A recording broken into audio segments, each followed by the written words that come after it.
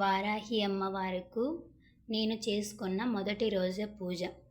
ఎక్కువగా ఆడంబరాలు లేకుండా అమ్మకు చేసుకోవాలన్న తపన మాత్రమే ఉంది.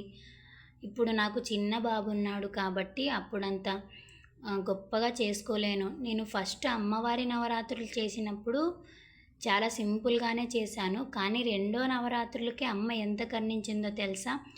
చాలా అంటే చాలా గొప్పగా చేసుకున్నాను. అంత అమ్మవారి దయ, అన్నీ అమ్మ వేసిన భిక్షనే. ఇప్పుడైతే చాలా సింపుల్గా చేసుకున్నాను, నా మనసుకు తోచినంతగా. ముందుగా పీఠం పెట్టుకున్నాను, కలశం అయితే పెట్టుకోలేదు. చిన్న బాబు ఉన్నాడు అనేసి అంత నిష్టగా అయితే ఏం చేసుకుంటలేను. అమ్మని ఈ 9 రోజులు రాత్రిపూట అయితే పూజించుకోవాలని మైండ్లో ఉంది. ఇంకా అమ్మవారి నామాన్ని స్మరిస్తూ అమ్మ మీద ధ్యాస మొత్తం పెట్టేసి ఇలా పూజ చేసుకుంటున్నాను. ముందుగా పీఠాన్ని కడిగి శుభ్రంగా చేసుకొని పసుపు అంటించుకొని ముగ్గేసుకొని తర్వాత ఎరుపు రంగు వస్త్రాన్ని కింద వేసుకున్నాను. వేసుకున్న తర్వాత అమ్మవారి పటం ఉంటే అమ్మవారి పటం పెట్టుకున్నాను. పూలు కూడా పెద్దగా లేనందున మా ఇంటి దగ్గర మందారం, ఎర్ర మందారం పూలు ఉంటే అమ్మకు పెట్టేసుకున్నాను. నా దగ్గర విగ్రహం ఉంది. మీరు నా పాత యూట్యూబ్ వీడియోలు సెర్చ్ చేస్తే నేను వారాహి అమ్మవి చేసినవి మీకు కనిపిస్తాయి. నేను అమ్మవారికి ఈ విగ్రహాన్ని పెట్టుకొని చాలా బాగా చేసుకున్నాను. నైవేద్యంగా పాలు, మిరియాలు, బెల్లం పానకం పెట్టేసుకున్నాను. అమ్మవారికి కుంకుమ పూజ చేసుకున్నాను. కుంకుమ పూజ అయితే ఈ 9 రోజులు చేసుకోవాలనుకుంటున్నాను కాబట్టి ముఖ్యంగా అమ్మవారికి ఇష్టమైనది ధూపం వేసేసి నేను అందులో పచ్చకర్పూరం, లవంగాలు వేశాను. అమ్మకి ధూపం చాలా ప్రీతిప్రాప్తమైనది కాబట్టి మెయిన్గా సుగంధ పరిమళాలతో వేశాను. ఇంకా ధూపం ఇలా చేసుకున్నాను. పంచహారతి కూడా ఇచ్చుకున్నాను. అమ్మవారికి అష్టోత్తర నామం కూడా చదువుకున్నాను.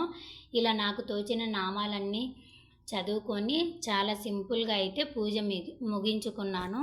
లాస్ట్లో అమ్మకు ఆరతి ఇచ్చేసుకొని దండం పెట్టుకొని, అమ్మ నా పూజలో ఏమైనా తప్పులుంటే క్షమించమ్మా అని చెప్పేసి అమ్మవారిని వేడుకున్నాను. వారాహి నవరాత్రులు 9 రోజులు చేయకపోయినా పర్వాలేదు, ఒక్కరోజైనా పర్లేదు. అది మనం అనుకుంటే సరిపోదు, అమ్మ మనతో చేయించాలి అనుకోవాలి. ఇదైతే మెయిన్. ఇంకా అమ్మ అనుకోవాలి, మనం చేసుకోవాలి అనుకుంటే సరిపోదు. ఇంకా అమ్మ అనుకుంటే అది మనం ఆటోమేటిక్గా నువ్వు ఎక్కడున్నా ఏ సిచ్యువేషన్లో ఉన్నా కూడా అమ్మ చేయించుకుంటుంది. అంత పవర్ అమ్మకైతే. నేను నా అనుభవంతో చెప్తున్నది ఏంటంటే, అమ్మకి కరెక్ట్గా ఉండాలి. అబద్ధాలు అస్సలు చెప్పరాదు. అబద్ధాలు చెప్తూ పూజ చేశామంటే ఖచ్చితంగా తిప్పు కొడుతుంది. నేనైతే ఫేస్ చేశాను కాబట్టి చెప్తున్నాను. మీరు తోచినంతగా మీరు కరెక్ట్గా ఉండి తప్పుడు పనులు చేయకుండా, అబద్ధాలు చెప్పకుండా అమ్మను ఆరాధిస్తే మాత్రం ఖచ్చితంగా ఆమె పలుకుతుంది.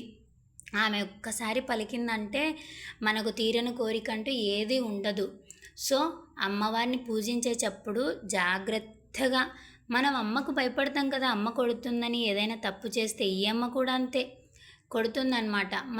మనం ఏ తప్పు చేయకుండా కరెక్ట్గా ఉండి అమ్మ దగ్గర అమ్మ అని అమ్మ పాదాలు పట్టుకుంటే చాలు. ఇంకా అమ్మ అలసిపోయింది బిడ్డ అనేసి నా వల్లో పడబెట్టుకొని జోగొట్టేస్తుంది. అంత ధ్యాసలోకి వెళ్ళిపోతాం. అంత పవర్ ఉందన్నమాట అమ్మకు. ఖచ్చితంగా ప్రతి ఒక్కరూ వారాహి నవరాత్రులు అయితే చేసుకోండి. 9 రోజులు పెద్దగా చేసుకోవాలని లేకున్నా మనకు ఉన్న దాంట్లోనే, మీకు ఏం లేకున్నా ఒక్క బెల్లం ముక్క పెట్టి అలా ధూపం వేస్తే చాలా అమ్మ పొంగిపోతుంది. అమ్మ ఇంకా ఆమెకు కావాల్సింది ధూపము ఇవే. మనం కరెక్ట్గా ఉండి ఎదుటివారి మనసులో కూడా అమ్మని చూసి పూజ చేశామంటే ఆమె చాలా అంటే చాలా పొంగిపోతుంది. నేనైతే ఇది చేయడం లాస్ట్ గ్యాప్ వచ్చింది. నేను అప్పుడు డెలివరీ అయ్యాను, ప్రెగ్నెంట్గానే ఉన్నాను. ప్రెగ్నెంట్ ఉన్నాను కాబట్టి అప్పుడు ఇంత ఎనర్జీ లేకపోయింది. అమ్మ నవరాత్రులు చేసేప్పుడు నాకు 7 మంత్స్. ఇంకా 7 మంత్స్లో నా వల్ల కాలేదు అప్పుడు. బట్ ఇప్పుడు కూడా బాబుతో అసలు చేయలేకపోతున్నాను. కానీ చేయాలన్న తపన కాబట్టి వాడిని బొజ్జో పెట్టేసి అమ్మకు ఏదో నాకు తోచినంతలో చేసుకున్నాను. అమ్మ ఏమీ అడగదు, నాకు అవి కావాలి ఇవి కావాలి, దాంతో చేయి దీంతో చేయి, నీకు నచ్చిన దాంతో చేయి. అమ్మ ఏమంటుంది? ఏమనదు అసలు. నీకు తోచిన ప్రసాదం పెట్టు, అమ్మ తీసుకుంటుంది, స్వీకరిస్తుంది. ప్రసాదం పెట్టాక కాసేపు మన పూజ అయ్యాక మనం తీసుకుంటే సరిపోతుంది ఆ ప్రసాదాన్ని. అందరూ వారాహి నవరాత్రులు చేయాలని నేను మనస్ఫూర్తిగా కోరుకుంటున్నాను. ఒకవేళ చేయకున్నా అందరికీ అమ్మవారి ఆశీస్సులు అయితే దక్కాలని కోరుకుంటున్నాను.